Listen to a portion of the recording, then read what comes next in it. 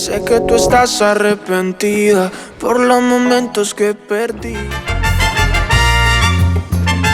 Solo contigo, mi amor. Extraño tus labios y tu mirar. Piel morena hermosa, olor de mar. Oye, costeñita, te voy a besar. Al frente de la playa, qué buen lugar. Momentos tan ricos para recordar. Es que todo contigo es tan real. Hay cosas que no se pueden contar, que a los suegros no.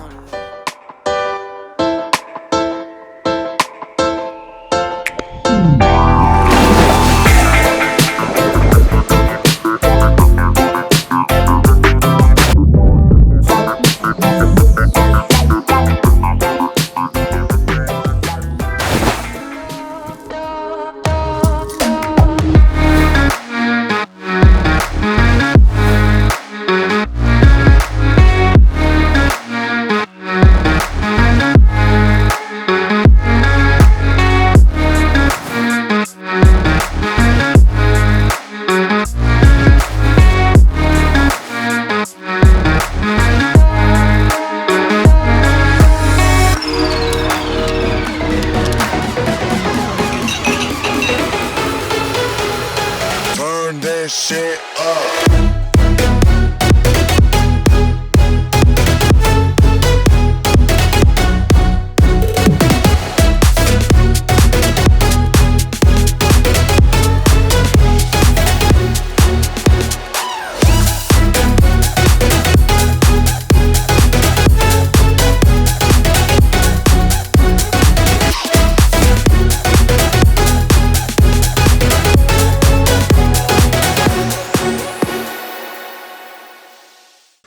Nefoukej do toho.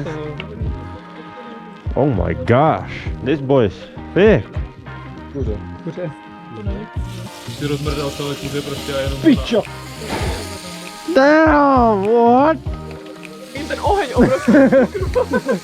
Ok, už se tady můžu dát na těch hermelí na kraj. Já bych to ještě nechal a dal to. Zechci to! Je.